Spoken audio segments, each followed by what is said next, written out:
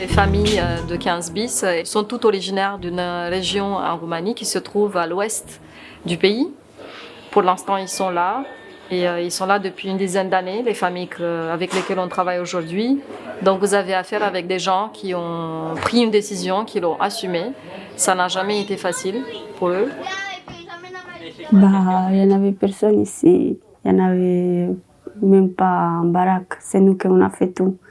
C'est nous qui on a nettoyé, c'est nous qui on a fait des baraques. C'est fait difficile vu qu'on est arrivé. Maintenant, c'est mieux. Au tout départ, quand on est appelé sur cette situation, les personnes qu'on a rencontrées sont en demande.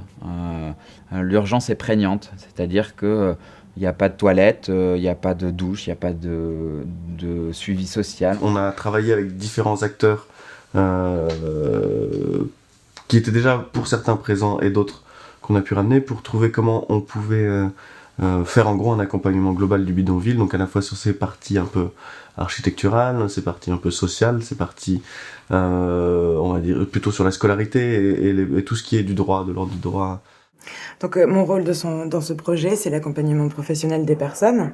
Donc je mets en place des accompagnements individualisés par le biais d'entretiens individuels et collectifs à visée professionnelle. L'école Rome, c'est tout ce qui est scolarité, etc. Ça a été déterminé comme ça. C'est déterminé. Mais bon, au-delà de ça, c'est le relationnel, surtout que l'on a avec eux, bien entendu. Quand nous sommes arrivés, il y avait un réel besoin d'accompagnement, notamment sur l'accès au droit commun.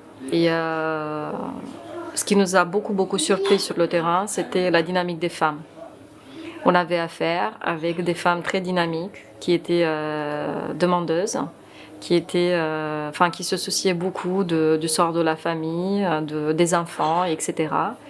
Et d'une manière très surprenante, qui demandaient toutes, là, vraiment sans exception, de travailler. J'ai pris le cours de français, pas beaucoup, parce que j'ai trouvé du travail.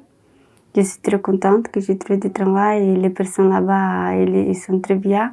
Je pensais que, première fois quand j'ai allé à la travail, je pensais que c'est pas comme ça.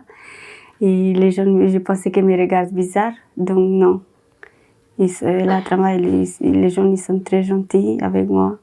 De fil en aiguille, on a tissé un partenariat avec les structures locales, notamment de l'économie sociale et solidaire. Il faut savoir que juste en face du bidonville, il y a le pôle de l'économie sociale et solidaire de Montreuil, dans lequel il y a une collecterie, dans lequel il y a aussi une épicerie solidaire, qui est reconnue dans le quartier et puis même à l'échelle de la ville. Et du coup, lors de ces événements-là, la question c'est qu'est-ce que va devenir le site du bidonville dans les années à venir. Je pense que c'est quelque chose qu'on peut défendre sur ce projet, c'est de se dire, il y a un autre moyen d'agir sur le bidonville, c'est d'arriver avec un opérateur qui sait tout faire. Le pari ici, c'est de dire, avoir plusieurs petits opérateurs sur des facettes particulières. Alors oui, ça laisse des petits trous à des endroits sûrement, ça évite une liaison complète, c'est pour ça qu'il y a la fondation qui sert de tiers là, puisque c'est ce maillage là qui n'est pas fait et qu'on aurait sur un seul gros opérateur, mais aussi avec un gros opérateur, on aurait sûrement une moins grande adaptabilité par rapport à celle qu'il nous a fallu sur ce terrain. Soit on fait comme ça, soit on fait différemment. Du coup, j'ai parlé avec Alex et on fait différemment. Mais c'est surtout que voilà, il faut très bien gérer les changements.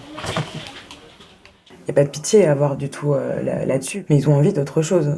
Et aujourd'hui, en France, je pense qu'il serait temps de donner un autre visage aux personnes qui vivent à la rue. Je m'imagine à maison, chacun sa chambre. Il faut faire les enfants, première fois.